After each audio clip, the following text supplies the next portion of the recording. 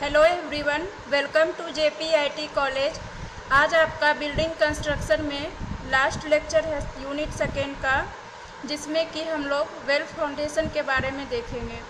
Previous lecture में हम लोगों ने फाउंडेशन, टाइप्स ऑफ फाउंडेशन और डीप फाउंडेशन के बारे में पढ़ाई किए थे।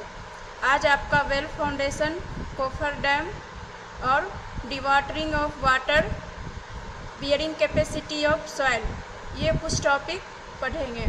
तो सबसे पहले आपका टॉपिक है वेल फाउंडेशन। ओके, सबसे पहले आपका टॉपिक है वेल फाउंडेशन। सबसे पहले हम जानेंगे कि वेल फाउंडेशन क्या है। ओके, तो वेल फाउंडेशन आपका डीप फाउंडेशन में आता है। किस में आता है? डीप फाउंडेशन में। और इस वेल फाउंडेशन के अंदर जो भी हम लोग फाउंडेशन तैयार करेंगे वो हम लोग करते हैं किसके लिए? बिल्डिंग के लिए, ब्रिज के लिए और ओवरफ्लाई के रोड के लिए। ठीक है, तो सबसे पहला इसमें आपका टॉपिक है कैसिंग। कैसिंग क्या है उसके बारे में देखते हैं।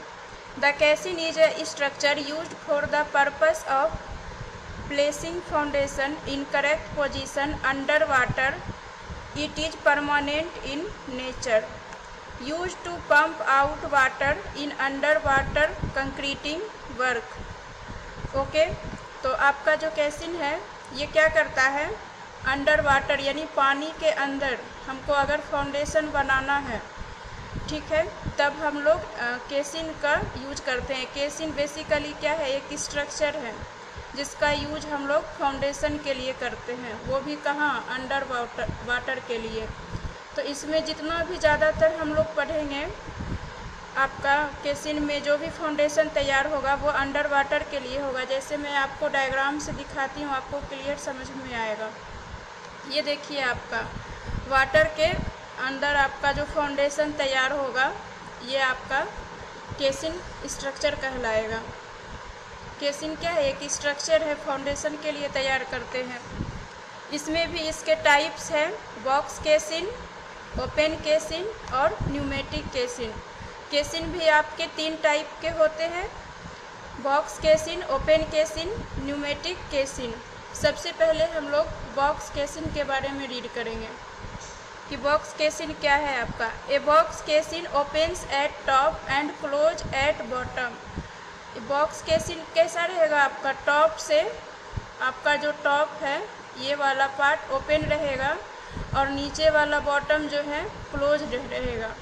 It is made up of timber. ये क्या चीज़ से बना होता है? टिम्बर से, कंक्रीट से और स्टील से। टिम्बर हो गया आपका लकड़ी से, कंक्रीट आपका पता चल गया सीमेंट, सैंड, वाटर एग्रीगेट्स ये सब से, और स्टील जिसमें कि माइल्ड स्टील वगैरह यूज करते हैं। फिर क्या है आपका? Built on land and floated to pier site where it is sunk in position, used where bearing stratum is available and loads are not heavy. कहाँ यूज करेंगे? जहाँ आपको बियरिंग स्ट्रेटम अवेलेबल होगा और इसका लोड हैवी नहीं होगा। Bearing stratum available का मतलब आपका जो नीचे वाला सॉइल वाला पोर्शन है, सॉइल क्या करता है? किसी भी लोड को बियर करने का उसको कैपेसिटी होता है। कैसा लेयर मिलना चाहिए? हार्ड टाइप का, जो कि लोड को सह सके, उसके भार को, वैसा आपका अवेलेबल होना चाहिए। ओके, तो आप डायग्राम से देख सकते हैं, ये आपका बॉक्स केसिन है। ये वाला पोर्शन देखिए, आपका टॉप से कैसा है? ये ओपन है, यहाँ पे बॉक्स टाइप में दिख रहा होगा ये केसिन। और ये आपका क्या है? एक टेम्प्रोरी स्ट्रक्चर है। लेकिन इसका नीचे देखिए आप, बॉटम में, बॉटम इसका क्या है? बॉटम इसका क्लोज है। और इसको कहाँ तैयार किया गया है? वाटर एरिया में। ये सी वगैरह है आपका, ठीक है। और इसमें क्या कहा गया था कि ये आपका क्या क्या चीज़ से बना सकता है? टिम्बर से, कंक्रीट से और स्टील से। इसके बाद हम लोग देखेंगे open casing. Open casing is a box. Open casing भी क्या एक तरह का बॉक्स है। बॉक्स ऑफ किसका? टिम्बर, मेटल, रेनफोर्स्ड कंक्रीट और मशीनरी का। Open at both and, top and bottom. हम लोगों ने बॉक्स में क्या देखा था? बॉक्स केसिंग में कि ओपन था इसका टॉप से, ठीक है, टॉप वाला एरिया इसका खुला हुआ था और बॉटम वाला क्लोज था, मतलब बंद था वहाँ से। बट इसमें क्या कह रहा है आपका ओपन केसिंग में कि इसका जो अपर पोर्शन है और लोअर पोर्शन है, दोनों जो है इसका ओपन रहेगा, खुला हुआ रहेगा। Whenever consideration for score or bearing capacity required, foundation being taken to depth of more than 5 to 7 metre. कह रहा है कि जब आपको, जैसे मान लीजिए आपको यहाँ पे फाउंडेशन के लिए केसिंग आप बना रहे हैं, टेम्प्रोरी स्ट्रक्चर, तो आपको क्या है यहाँ पे ऐसा लेयर मिलने लगा जैसे बालू वगैरह है, ठीक है, जो कि क्या कर रहा है आपको लोड को बियर नहीं कर पाएगा। वो क्या है वाटर के साथ वो पोर्शन हटता चला जाएगा, तो वो आपका हो जाता है स्कोर, ठीक है। तो अगर वैसा कंडीशन है तो जो हम लोग डेप्थ जो है, डेप्थ जहाँ जा रहे हैं वो कहता है 5 से 7 मीटर और ज़्यादा नीचे चले जाएंगे। अगर इतना हमको जाना था तो और इससे ज़्यादा 5 से 7 मीटर नीचे चले जाएंगे। ओपन केसिंग के बारे में और कहा गया है costly and uneconomical, heavy timbering required. ये आपका कैसा है? कॉस्टली है, अनइकोनॉमिकल है, जल्दी अवेलेबल नहीं हो पाता है। Due to greater earth work the progress of work is very slow. तो ओपन केसिंग के बारे में हम लोगों ने जान लिया कि ये भी एक तरह का बॉक्स है, किसका? टिम्बर का, मेटल का, रेनफोर्स्ड का, कंक्रीट का, मशीनरी का। ये इसका जो केसिंग है, स्ट्रक्चर जो आप बनाएंगे, ये टॉप और बॉटम दोनों से ओपन होगा, ठीक है। इसका बियरिंग कैपेसिटी अगर आपको स्कोर मिल रहा है तो आपको और ज़्यादा फाउंडेशन करना पड़ेगा 5 से 7 मीटर तक, ठीक है। ये ज़्यादा महंगा होता है और जल्दी अवेलेबल नहीं हो पाता है। ये बहुत अच्छा अर्थवर्क करता है, ठीक है, बट ये जो है इसका प्रोग्रेस बहुत स्लो होता है। जो काम करेगा ये बहुत धीरे धीरे करेगा। तो आपको केसिन में पता चल गया कि केसिन आपका क्या है, आपका केसिन, ये केसिन आता है आपका वेल फाउंडेशन के अंदर। वेल फाउंडेशन जो कि डीप फाउंडेशन है। वेल फाउंडेशन में हम लोगों ने बताया कि बिल्डिंग, ब्रिज, ओवरफ्लाई, ये सब में हम लोग वेल फाउंडेशन का यूज करते हैं। केसिन आपका टेम्पोररी स्ट्रक्चर है जो अंडर वाटर फाउंडेशन के लिए हम लोग करते हैं। तो बॉक्स केसिन, ओपन केसिन वगैरह आपने देख लिया। एक आता है आपका pneumatic casein.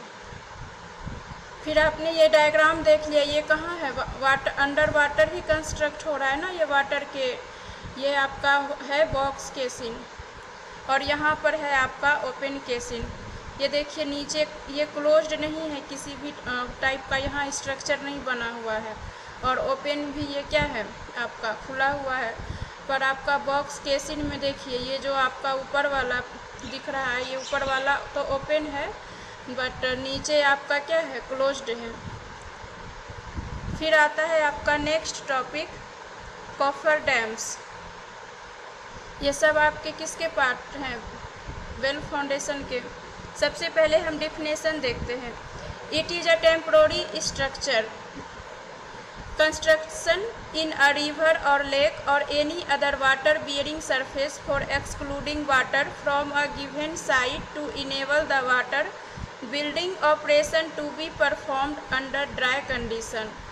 Walls are water tight. Okay, यहाँ क्या कहा है कि कॉफर डैम आपका क्या है, एक टेम्पोररी स्ट्रक्चर है, ठीक है, जो कि हम लोग कंस्ट्रक्ट करते हैं कहाँ पे? रिवर और लेक पे। मतलब पानी वाला जो भी एरिया है आपका, रिवर आपका क्या हो गया, यहाँ नदी वगैरह हो गया, ठीक है। तो कह रहा है जहाँ भी पानी वगैरह है वहाँ पे हमको एक टेम्पोररी स्ट्रक्चर बनाना है, तब हम कॉफर डैम बनाएंगे। कॉफर डैम से क्या करेंगे, इस कंडीशन को, अब हमको यहाँ कुछ स्ट्रक्चर बनाना है तो कॉफर डैम के थ्रू क्या करेंगे, इसको किसी रिवर या लेक पे बनाएंगे और उसको वाटर को यहाँ से हटा के पंप आउट करके यहाँ से इसको ड्राई कर देंगे। इसके लिए वो क्या कहता है कि वॉल्स आर वाटर टाइट। यहाँ पे जो भी कॉफर डैम का स्ट्रक्चर बनाने के लिए जो भी वॉल्स हम यूज करेंगे, जो भी आपका वॉल्स यहाँ यूज होगा वो वाटर टाइट होना चाहिए, यानी आपका वाटर जो है यहाँ से अंदर नहीं जाना चाहिए, क्योंकि हम इसे ड्राई कंडीशन बनाने के लिए यूज कर रहे हैं। ठीक है। बिल्ट विथ इन और इन pairs across a body of water. हम लोग इसको कैसे बनाएंगे, या तो पेयर्स में बनाएंगे, एक साथ इसका पेयर बना लेंगे बॉडी का पेयर्स कहने का मतलब हो गया कि जैसे अगर आप सीट पाइल यूज कर रहे हैं तो बहुत सारा सीट पाइल यूज कर के इसका क्या करेंगे, एक साथ इसका कंस्ट्रक्शन करेंगे। Allow the enclosed space to pumped out creating a dry work environment. वही चीज़ कह रहा है, क्या करेगा, इसको ड्राई करने के लिए वाटर को यहाँ से क्या करेगा, पंप्ड आउट करेगा, वाटर को बाहर निकाल लेगा। यहाँ देखिए आपको डायग्राम में कॉफर डैम्स दिख रहा होगा, ये क्या है, आपका वाटर है। वाटर के बीच में ये क्या किया आपको दिख रहा होगा, ये सब सीट पाइल। ओके, ये सब आपका क्या है, बहुत डेप्थ में जाके आपका ये स्ट्रक्चर, टेम्प्रोरी स्ट्रक्चर बनाया गया। और इसको क्या किए हैं, इस एरिया को, यहाँ पे जब हम लोगों ने इस कॉफर डैम को बनाया तो इसके अंदर जो भी वाटर था इसको बाहर निकाला गया, पंप आउट किया गया।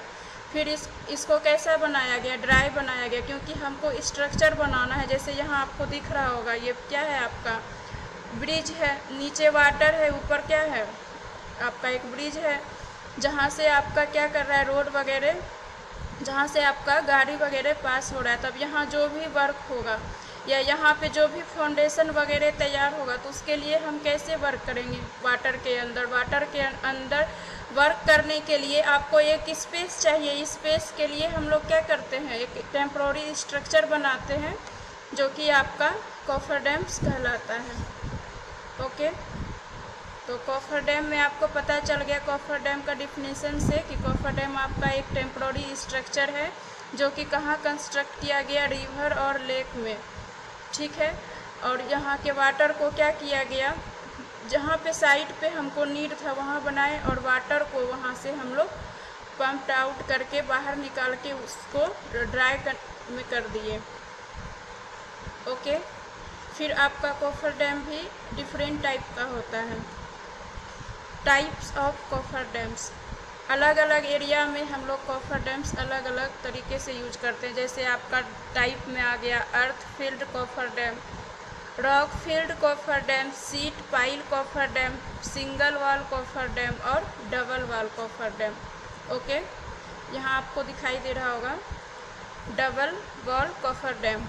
ओके, तो ये सब आपका अर्थ फिल कॉफर डैम क्या है, कॉफर डैम हम लोग क्यों बना रहे हैं, टेम्प्रोरी स्ट्रक्चर है जहाँ हम लोग क्या कर रहे हैं, वाटर को रोक रहे हैं और उस एरिया को कैसा कंडीशन में कन्वर्ट कर रहे हैं, ड्राई कंडीशन में। तो अर्थ फिल के नाम से ही पता चल रहा है आपका कि उसमें मिट्टी वगैरह भरा हुआ होगा। रॉक फील्ड मतलब स्टोन वगैरह, पत्थर वगैरह। सीट पाइल में आपका सीट होगा, जैसे सीट पाइल में हम लोग देखे थे कि टिम्बर सबका सीट था। ओके, सिंगल वॉल में है कि आपका एक वॉल, सिंगल वॉल में आपका एक वॉल वाला कॉफर डैम होगा, डबल वॉल वाले में आपका दो टाइप का वॉल अगर यूज कर रहे हैं कॉफर डैम में, वो आपका डबल वॉल कॉफर डैम कहलाता है। सबसे पहले देखते हैं हम लोग अर्थ फील्ड कॉफर डैम्स में। Earthen coffer dam consists of earthen embankment built around the area to be enclosed। earthen coffer dam के अंदर क्या करते हैं हम लोग, मिट्टी का एक बाउंड्री बनाते हैं, एम्बैंकमेंट क्या करते हैं, एक बाउंड्री बना देते हैं मिट्टी वगैरह का। जैसे ये आपका ये यहाँ मान लीजिए वाटर है, अब इस पानी को हमको रोकना है तो इसके लिए हम लोग एक सिंपल सा डैम बनाते हैं, बांध बनाते हैं, आप लोग देखे होंगे अपने लोकल एरिया में। वो क्या चीज़ का रहता है, मिट्टी का रहता है, एक बाउंड्री तैयार कर देते हैं ताकि इधर वाला जो वाटर है इधर ना आ पाए। ठीक है, ये वाला वाटर आपका इधर ना क्रॉस कर पाए। एक तरीके का हम लोग क्या किए, यहाँ बाउंड्री बना दिए। तो वही कह रहा है कि boundary embankment built around the area to be enclosed. और क्या कर बाउंड्री बनाने से क्या हो गया, आपका ये वाला एरिया आपका क्लोज्ड हो गया।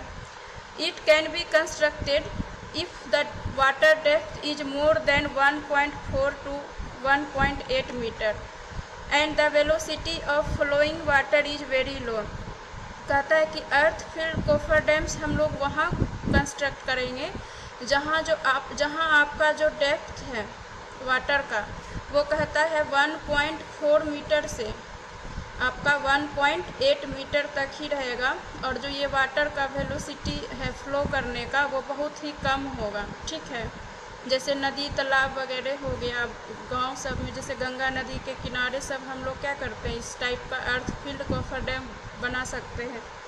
Top width of the dam should be not less than 1 metre and side slope may vary from 1:1.5 to 1:1.2।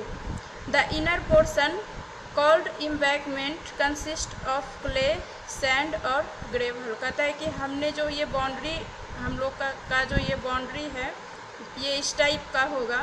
तो यहाँ से ये कह रहा है कि आपका ये ऊपर वाला 1 मीटर का होना चाहिए, और नीचे जो हमारा स्लोप जा रहा है उसका जो रेंज है वेरी करने का, कहता है 1:1.5 से आपका कहाँ तक होना चाहिए, 1:1.2 तक।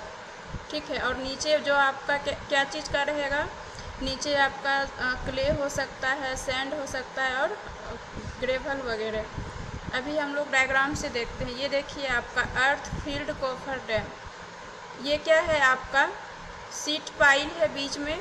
ठीक है, और साइड में क्या किया है, यहाँ पे स्मॉल स्टोन वगैरह दे दिया गया है।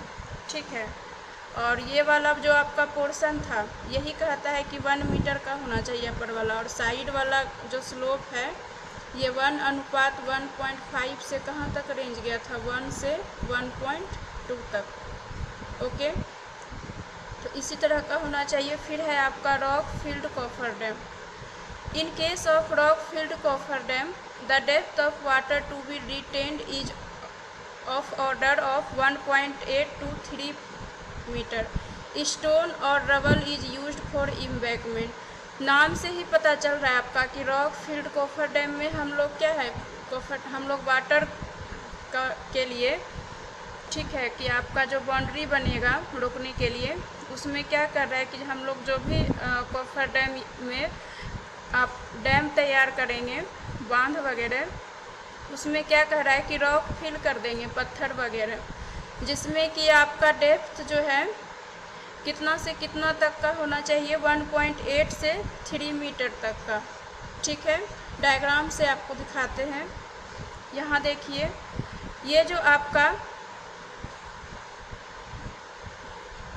डायग्राम है ये रॉक फिल कोफर डैम है, जहाँ की रॉक वगैरह इसमें फिल कर दिया गया है। इस रॉक को रिप रैप रॉक भी बोलते हैं। ठीक है, तो इस टाइप से ये क्या होता है, हम लोग कोफर डैम वगैरह तैयार कर लेते हैं, जो कि क्या करता है, वाटर को रोकने का काम करता है, एक बाउंड्री बना लेता है। तो ये हो गया आपका कोफर डैम्स। तीसरा था sheet pile coffer dams. If the area to be enclosed is very small and depth of water is about 4.5 to 6 metre, then timber pile is known as guide piles are first driven deep into firm ground below the river bed. The distance between piles may vary from 1.7 to 3.5 meter depending upon the velocity of flow. Then wells are bolted to guide piles at suitable distance. Then sheet or wooden sheet piles are driven into river bed along the wells and secure bolts to the wells. Thus, the area can be enclosed and water is pumped out to start the construction in dry condition. क्या कह रहा है आपका seat pile coffer dam में, आपको समझ में आ गया। इसमें हम लोग क्या कर रहे हैं, सीट पाइल का यूज कर रहे हैं। सीट पाइल में आपका कौन सा आ रहा है, टिम्बर पाइल का ये लोग यूज कर रहे हैं। पिछले वाले कोफर डायग्राम में आपने जो देखा था वो क्या चीज़ का था, टिम्बर का ही तो बना हुआ था। और इससे पहले भी जो आपको डायग्राम दिखाया गया था उसमें भी दिखाया गया था कि सीट पाइल आपका किस टाइप का होता है। ठीक है, ये कह रहा है कि जब आपका वाटर का डेप्थ कितना के अबाउट होगा 4.5 मीटर यानी 4.5 से 6 मीटर का, तब हम लोग क्या करते हैं, टिम्बर पाइल का यूज करते हैं सबसे पहले। ठीक है, टिम्बर पाइल्स को वहाँ ले जाते हैं ग्राउंड में और रिवर का जो बेड है नीचे तक ले जाते हैं। फिर क्या है, वो जो डिस्टेंस जाएगा डिपेंड करता है कि आपका वेलोसिटी वहाँ का वाटर का कैसा है। ठीक है, और उसमें आपका क्या कनेक्ट है बोल्ट से, वेल्स आपको डायग्राम में दिखाया गया था प्रीवियस वीडियो में कि वेल्स आपका क्या था, एक हॉरिजॉन्टल पोर्शन था टिम्बर पाइल्स उसमें सीट पाइल में। ओके, तो उसमें क्या करते हैं हम लोग, सीट पाइल को ले जाया जाता है रिवर बेड के एलोंग और वेल्स को बोल्ट के साथ सिक्योर कर देते हैं। ठीक है, सिक्योर करने के बाद आपका सीट पाइल का जो कॉफर डैम है वो तैयार हो जाता है, वाटर टाइट हो जाता है। फिर उससे आपका एरिया इनक्लोज्ड हो जाएगा। एरिया इनक्लोज्ड के बाद जो वहाँ वाटर है उसको पंप्ड आउट करके बाहर निकाल लेंगे और आपका कंडीशन ड्राई हो जाएगा। जैसे कि प्रीवियस वाले वीडियो में आपको प्रीवियस वाले डायग्राम में आपको दिखा रही हूँ। ये देखिए, ये जो आपका क्या है, ये सब सीट पाइल है। लेकिन ये जो सीट पाइल है आपका क्या चीज़ का है, टिम्बर का। इसको क्या किया, धीरे धीरे पहले डीप तक ले जाया गया। ठीक है, उसके बाद इसमें क्या किया गया, यहाँ पे आपको दिख रहा होगा ये सब पोर्शन, इसको क्या किया गया, बोल्ट से इस तरीके से इसका स्ट्रक्चर को तैयार किया गया, बोल्ट वगैरह से सिक्योर कर दिया गया। और ये जो आपका बन रहा है स्ट्रक्चर, ये डिपेंड करता है कि आपका यहाँ जो एरिया का वाटर है उसका वेलोसिटी कितना है, वो किस वेलोसिटी से फ्लो कर रहा है उस पर भी डिपेंड करता है। ठीक है, तो ये हो गया आपका सिंगल वॉल वाले में यही बताया गया आपका कि उसमें क्या कर रहे हैं हम लोग, सीट पाइल यूज कर रहे हैं।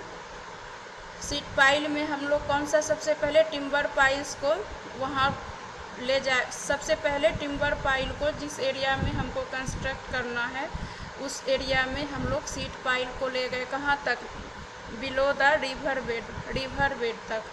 और ये कहाँ से कहाँ तक वेरी किया, डेप्थ 1.7 से 3.5 मीटर तक। ओके, बाद बाकी क्या किया गया, वेल्स वगैरह से उसको सिक्योर कर दिया गया ताकि वो जो है टाइट रहे पूरा, उससे वाटर इंटर ना कर सके। और बाद में उस एरिया के अंदर जो भी वाटर था उसको पंप्ड आउट करके बाहर निकाल लिया गया और आपको कंस्ट्रक्शन के लिए उस एरिया को ड्राइव कर दिया गया। फिर है आपका double wall coffer dam. Double wall coffer dam में क्या है, जो हम लोग वॉल तैयार कर रहे हैं उसमें वो डबल वॉल लेंगे। If the area to be enclosed is very large and if depth of water is large then double wall coffer dam is used instead of single wall coffer dam। कहता है क्या कि अगर आपको क्या बोलते हैं, बहुत लार्ज एरिया में किसी लार्ज एरिया में जाके आपको कॉफर डैम तैयार करना है, वो भी लार्ज डेप्थ के लिए, तब हम लोग क्या करेंगे, double walled coffer dam use करेंगे। जबकि हमारे पास सिंगल वॉल कॉफर डैम होने के बावजूद भी हम लोग कौन सा double walled coffer dam use करेंगे। द कंस्ट्रक्शन इज सेम, इसका भी कंस्ट्रक्शन वैसे ही सेम रहेगा जैसे कि हम लोग कॉफर डैम के लिए करते आ रहे हैं। Only in case of single wall a pair of wall with gap between is provided. जब उसका सिंगल वॉल था, जैसे मान लीजिए सिंगल हम लोग क्या कर रहे हैं, सीट पाइल ले रहे हैं और उसका इसी तरीके से राउंड में स्ट्रक्चर बना दिए। तो यहाँ आपका सिंगल जो है वॉल यूज हो रहा था, तो जो गैप के बीच से क्या होता था, कुछ वाटर आपका अंदर चला जाता था। लेकिन जब अगर हम यहाँ पे डबल हम लोग यहाँ पे वॉल यूज कर रहे हैं, तो ये क्या कर रहा है, वाटर को अंदर जाने नहीं दे रहा है। बस इसमें डिफरेंस आपका यही है कि डबल वॉल्ड कॉफर डैम में हम लोग क्या कर रहे हैं, ये बहुत ही लार्ज एरिया के लिए किया जाता है और आपका जो डेप्थ है वाटर का वो भी बहुत ज़्यादा है। ठीक है। तब हम लोग डबल वॉल्ड कोफर डैम का यूज कर रहे हैं सिंगल वॉल कोफर डैम के बावजूद भी। लेकिन सिंगल और डबल वॉल्ड कोफर डैम में डिफरेंस ये था कि सिंगल वॉल में आपका क्या हो रहा था, वाटर आपका क्या था कि वाटर इंटर कर रहा था, मगर जो आप डबल यूज कर रहे हैं वॉल, उससे आपका वाटर इंटर नहीं हो रहा है। This is suitable up to depth of 10 metre to 12.0 metre. ये कितना डेप्थ के लिए सूटेबल है? 10 से 12 मीटर के लिए। 10 से 12 मीटर बहुत ही ज़्यादा डेप्थ हो गया आपका। To prevent leakage the sheet pile are firmly driven into the ground. ये क्या करता है? टू प्रिवेंट लीकेज होने से बचाता है। वाटर जो है आपका क्या करेगा? लीक नहीं करेगा, उससे ये क्या करता है? बचाव करता है। आपका डबल वाला सीट पाइल देखिए, कोफर डैम जो सीट पाइल हम लोगों ने पहले वीडियो में देखा था, सेम सीट पाइल है। इसमें क्या है? आपका वेल्स लगा हुआ है, स्ट्रट लगा हुआ है। डायग्राम में आपको वेल्स और स्ट्रट बताए थे कि ये वाला जो आपका हॉरिजॉन्टल पोर्शन जो है आपका, ये आपका स्ट्रट कहलाता था, और ये वाला आपका क्या कहलाता था? वेल्स कहलाता था। तो इन दोनों को क्या किया गया था? अच्छे से बोल्ट के साथ टाइटली सिक्योर्ड कर दिया गया था। इसी सीट पाइल के थ्रू आपका कोफर डैम रेडी किया गया। अब है आपका next topic, dewatering of foundation by pumping method. Dewatering का मतलब हो गया आपका कि फाउंडेशन के लिए हम लोग क्या कर रहे हैं? वाटर को बाहर निकालेंगे, या इसको जल निकासी भी बोल सकते हैं। किस मेथड से? तो पंपिंग मेथड से। For water logged foundation it is essential to carry out dewatering of soil before carrying construction activity. कोई भी कंस्ट्रक्शन एक्टिविटी करने से पहले हम लोग क्या करेंगे? सॉइल के ऊपर से वाटर को बाहर निकालेंगे। ठीक है, तो इसके लिए आपको कौन कौन सा मेथड दिया गया है? Sumps and ditches, well point system, deep well system और वैक्यूम मेथड। आपका ये 4 मेथड है। Dewatering of foundation by pumping method आपका बहुत ही इम्पोर्टेंट टॉपिक है। ये आपका एग्ज़ाम में क्वेश्चन पूछा जाता है। तो आपको वाटर निकालने के लिए कौन कौन सा मेथड हो गया? Sump and ditches, well point system, deep well system और वैक्यूम मेथड। अब देखते हैं कि सम्प्स एंड डाइटेजेज क्या है आपका। ठीक है, this is the simplest form of dewatering used in shallow excavation in coarse grained soil. Shallow low pits calls as sumps are dug along the periphery of the area, drainage ditch. Sumps and ditch आपका क्या है? एक नाम है, ठीक है, जो कि वाटर निकालने का आपका सबसे सिंपल मेथड है।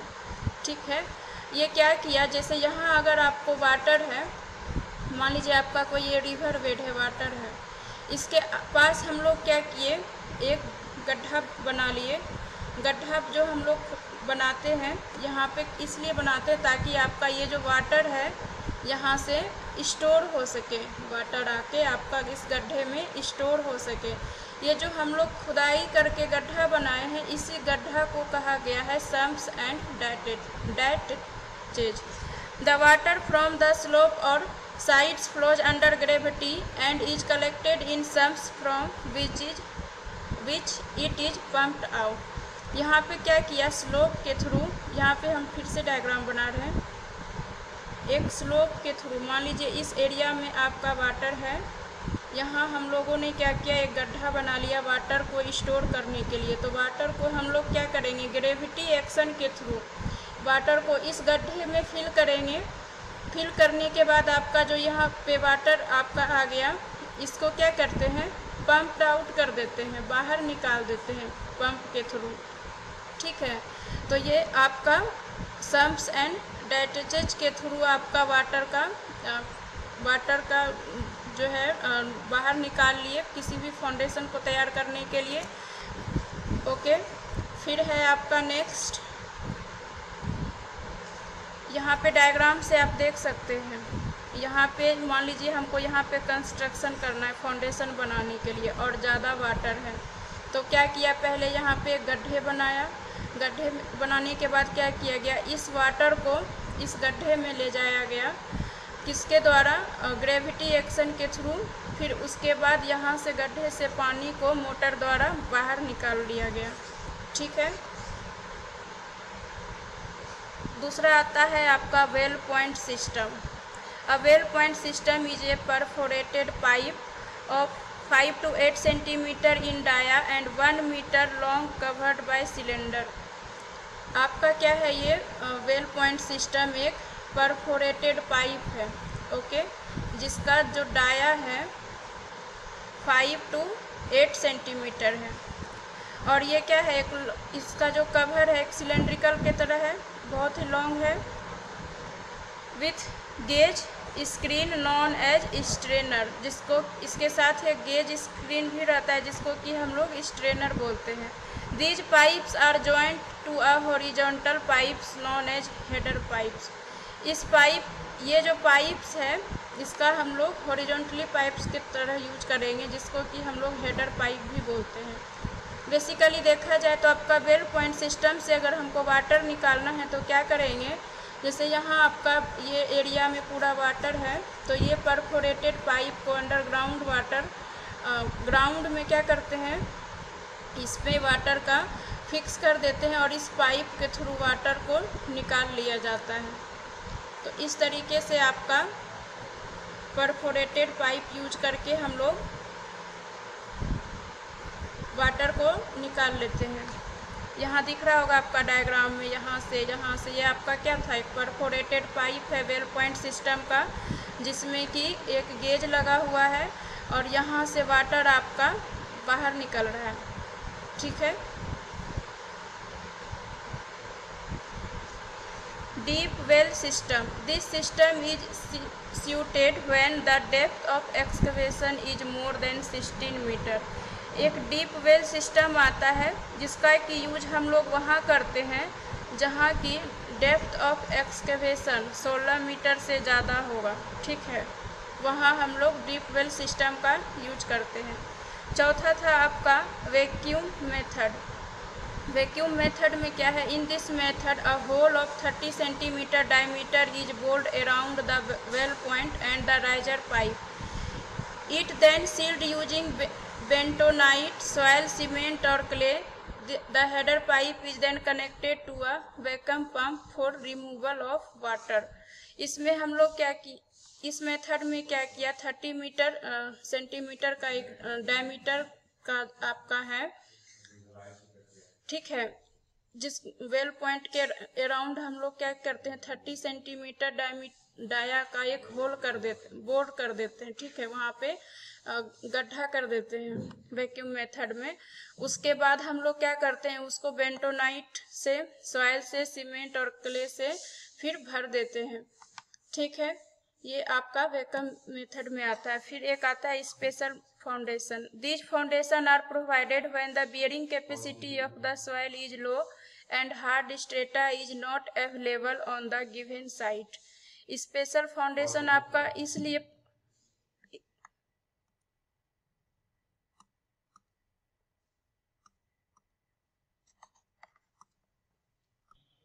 तो स्पेशल फाउंडेशन आपका कहाँ तैयार किया जाता है, जहाँ की आपका सॉइल जो है आपका bearing capacity of the soil low है और हार्ड स्ट्रेटा आपको अवेलेबल नहीं है साइट पे। तो वैसे जगह हम लोग क्या करते हैं, स्पेशल जगह हम लोग स्पेशल फाउंडेशन पे का यूज करते हैं। तो स्पेशल फाउंडेशन में आपका क्या क्या आ जाएगा, the most commonly constructed special foundation are mat or rock foundation. Second है आपका under reamed pile. Special foundation क्या कहा आपको फिर से बताते हैं यहाँ पे, कि हम लोगों को पता है कि फाउंडेशन भी जब भी हम लोग करते हैं तो आपका कहाँ पे करते हैं, जब तक कि आपको एक हार्ड स्ट्रेटा नहीं मिल जाए। जो सॉइल का लेयर है यहाँ पे वो कैसा होना चाहिए, हार्ड होना चाहिए, ताकि क्या हो कि आपका जो भी फाउंडेशन वगैरह तैयार किया जा रहा है, ठीक है, तो इसके लोड को सहने की कैपेसिटी हो इस सॉइल को। ठीक है, तो वहाँ अगर आपका सॉइल का लेयर अच्छा नहीं है, ठीक है, हमको हार्ड स्ट्रेटा नहीं मिल रहा है। कहने का मतलब कि वैसा सॉइल का लेयर चाहिए जो आपके फाउंडेशन का, उसके ऊपर जो भी हम लोग स्ट्रक्चर तैयार करेंगे, सारे के सारे लोड को क्या करने की कैपेसिटी हो, बियर करने की कैपेसिटी हो, वैसा आपको स्ट्रेटा अगर नहीं मिल रहा है, लूज सॉइल है या मार्सी सॉइल है इसका मतलब, ठीक है, तो उस एरिया में, वैसे साइट में हम लोग स्पेशल फाउंडेशन करते हैं। तो स्पेशल फाउंडेशन में क्या है? Special foundation, the most commonly constructed special foundation mat or raft foundation or under reamed. Raft foundation को ही हम लोग मैट फाउंडेशन बोलते हैं। राफ्ट फाउंडेशन हम लोग पहले ही फाउंडेशन में पढ़ चुके हैं। दूसरा था अंडर रिम्ड पाइल्स, ठीक है। तो मैट और राफ्ट फाउंडेशन के बारे में हम लोग क्या पढ़े थे? राफ्ट फाउंडेशन की मार्सी लैंड पढ़े थे कि अगर मेरा जो एरिया है, ठीक है, ये एरिया मार्सी लैंड है, मतलब क्या है आपका दलदली भूमि जो हम लोग बोलते हैं, जो कि सॉइल का लेयर क्या है, यहाँ पे अगर आप चलिए तो सॉइल आपका हार्ड नहीं लगेगा, ठीक। यहाँ अगर आपको घर बनाना है, बिल्डिंग बनाना है, हॉस्पिटल बनाना है, तो हम लोग क्या करते थे? पूरे एरिया को ही हम लोग क्या करते थे? पूरे एरिया में ही हम लोग एक साथ लेके उस पे कॉलम वगैरह बनाते थे। नंबर ऑफ कॉलम्स उसमें बहुत सारे रहते थे, तो वो आपका क्या आता था? Raft foundation. एक पूरे लार्ज एरिया पे एक साथ हम लोग जब बहुत सारे कॉलम्स तैयार कर रहे थे तो वो आपका राफ्ट फाउंडेशन में आ रहा था। When bearing capacity of the supporting soil is very low and heavy concentrated structural load to be supported in case of marshy land or made of soft clay। क्या करें? अगर आपका जो है यहाँ पे जो लैंड है वो सॉफ्ट क्ले का है, ठीक है, या मार्सी लैंड है वही, और हमको यहाँ पे जो स्ट्रक्चर बनाना है, कहता है कि हमको बहुत ही हैवी कंसंट्रेटेड स्ट्रक्चरल बनाना है। जैसे मान लीजिए आपको बहुत बड़ा हॉस्पिटल बनाना है, ठीक है, या हम लोगों को क्या बनाना है, बड़ा सा स्ट्रक्चर टाइप का बिल्डिंग बनाना है, तब कह रहा है आपको वहाँ हम लोग मैट और राफ्ट फाउंडेशन का यूज करेंगे, ठीक है, क्योंकि वहाँ का हम लोगों का सॉइल कैसा है, सॉइल के पास जो कैपेसिटी, बियरिंग कैपेसिटी की जो टेंडेंसी है वो बहुत लो है, वेरी लो है। It proves to be economical under water logged area, मतलब ये हमारा एरिया कैसा है? वाटर लॉक्ड वाला एरिया है। Raft is acting as floor consisting of thick reinforced concrete slab covering the entire area of the bottom of the structure. क्या करा? एक फ्लोर का थिकनेस बनाएंगे, पतला सा ये पूरा फ्लोर रहेगा पहले आपका, ठीक है, उसको कन्वर्ट करेंगे, आपको कन्वर्ट किया जाएगा स्लैब में। उस बॉटम स्ट्रक्चर में क्या कहता है, हम लोग कॉलम वगैरह तैयार करते हैं। जैसे यहाँ पे देख लीजिए, आपको नंबर ऑफ कॉलम्स दिखाई दे रहे होंगे। ये पूरा एरिया आपका कैसा है? यहाँ का जो सॉइल का लेयर है इसके पास इतनी कैपेसिटी नहीं है कि हैवी से हैवी लोड को जो है ये क्या कहते हैं, बियर कर सके, ठीक है। तो यहाँ पे हार्ड स्ट्रेटा भी नहीं है इस एरिया में। ये कैसा आपका लैंड है? मार्सी लैंड है, ठीक है। इसका लेयर कैसा है? मतलब दलदली जमीन है। तो इस पे क्या किया, एक पूरा कवर ले लिया है आपका, स्लैब में कन्वर्ट कर दिया है पूरा एरिया को, उसके मतलब राफ्ट फाउंडेशन के द्वारा हम लोग स्पेशल फाउंडेशन यहाँ पे किए हैं। जबकि हम लोग घर वगैरह बनाते हैं तो देखते हैं कि ऐसा फाउंडेशन हम लोग यूज नहीं करते हैं, क्योंकि बेयरिंग कैपेसिटी पे डिपेंड करता है। सेकेंड था आपका अंडर रिम्ड पाइल्स। एक स्पेशल टाइप का और फाउंडेशन के लिए अंडर रिम्ड पाइल्स का यूज करते हैं। The under ream piles are the best solution for foundation black cotton soil. कहता है क्या? ब्लैक कॉटन सॉइल के लिए आपका अंडर रिम्ड पाइल्स जो है सबसे अच्छा है, ठीक है। ब्लैक कॉटन सॉइल क्या हो गया आपका? काली मिट्टी हो गया। काली मिट्टी को जनरली एक अच्छा सॉइल नहीं माना जाता। इसमें समझा जाता है क्या कि इसके अंदर भी जो है लोड बियरिंग कैपेसिटी की टेंडेंसी उतनी नहीं होती है। Bored cast in situ concrete pile having bulb shape in large base. Under reamed pile में क्या कहता है, इसमें जो है इस टाइप से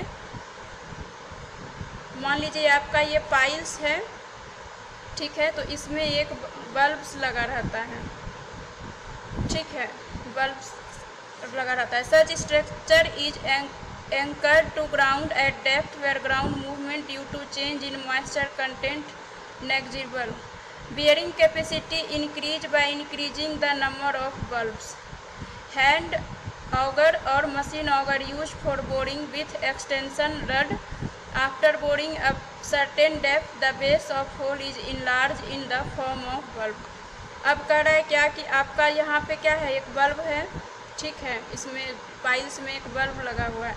सबसे पहले क्या किया, इस ग्राउंड में एक डेप्थ के लिए क्या किया, कहता है क्या कि ऑगर, हैंड ऑगर, एक जो है आपका सॉइल को बाहर निकालने के लिए या गड्ढा करने के लिए, बोर करने के लिए यहाँ पे एक हैंड ऑगर मशीन आता है। उससे या तो हम यूज कर लेंगे मिट्टी को बाहर निकालने के लिए, जैसे इस एरिया का मिट्टी निकालना है तो इस हैंड ऑगर के वजह से इसको हम लोग क्या करते हैं, चारों तरफ घुमा घुमा के ये आपका इस तरीके से घूम घूम के नीचे जाएगा और आपका गड्ढा होते जाएगा इस एरिया में, ठीक है। या तो हम ये यूज करेंगे, या तो मशीन ऑगर आता है, उसमें डायमंड रिंग्स लगा रहता है। डायमंड रिंग्स जो है क्या करता है, इस टाइप से बड़ा बड़ा डायमंड रिंग्स लगा रहता है। ये डायमंड रिंग्स क्या करता है, सॉइल को कट करने में यूज करता है। तो इसके मदद से हम लोग क्या करते हैं, यहाँ पे बोर कर लेते हैं, ठीक है, गड्ढा बना लेते हैं, यहाँ पे खुदाई कर लेते हैं मिट्टी का। फिर after boring up to certain depth of base of hole is enlarge in form of the bulb. जब ज़्यादा बोर कर दिए कुछ डेप्थ पे जाके, तब हम लोग ये इनलार्ज बल्ब वाला ले जाते हैं, ये वाला अंडर रिम्ड पाइल्स का। यहाँ पे आपको दिख रहा होगा, यहाँ पे ये आपका पाइल्स है और यहाँ पे बल्ब लगा हुआ है जो, तो ये आपका सिंगल अंडर रिम्ड पाइल्स कहलाएगा। अगर इस पे मोर देन 2 बल्ब्स लगा है यहाँ पे, तो ये आपका डबल अंडर रिम्ड पाइल्स कहलाएगा। अगर यहाँ पे मोर देन कहते हैं नंबर ऑफ बल्ब्स अगर ज़्यादा है, 1 2 3, ठीक है, मतलब और भी ज़्यादा अगर लगा है तो उसको मल्टीपल अंडर रिम्ड पाइल्स बोलेंगे। ये आपका डायग्राम है, देख रहे होंगे, पाइल्स के अंदर साथ एक बल्ब लगा है जिसका कुछ डायमीटर है। फिर है आपका bearing capacity of the foundation, foundation का bearing capacity, last topic. Bearing capacity of the soil is the intensity of the load per unit area of foundation. If the bearing capacity is not sufficient then the use of special type of foundation becomes imperative. ठीक है, कह रहा है कि अगर आपका bearing capacity के बारे में बताया फाउंडेशन का, ये क्या करता है, ये मान लीजिए आपका एरिया है, अगर मान लीजिए कोई लोड लग रहा है, ठीक, इस लोड को अगर वो बियर कर लिया आपका सॉइल, ठीक, तो वही आपका बियरिंग कैपेसिटी ऑफ सॉइल, यानी उस सॉइल को लोड बियर करने की टेंडेंसी होती है। लेकिन अगर आपको बियरिंग कैपेसिटी के लिए सफिशिएंट नहीं है तो वैसे टाइप में एक स्पेशल फाउंडेशंस जो है लिया जाता है। Bearing capacity of the sub soil और foundation soil is measured by plate load type. अब हमको कैसे पता चलेगा कि इस एरिया में जो भी हम कंस्ट्रक्शन तैयार करेंगे, जो भी लोड लगेगा, ये सॉइल जो है बियर कर पाएगा नहीं, तो उसके लिए प्लेट लोड टाइप का मेजर करते हैं। ये आपका मेजर है plate load types. In this method the bearing plate is square of minimum size 30 centimetre square and maximum size 75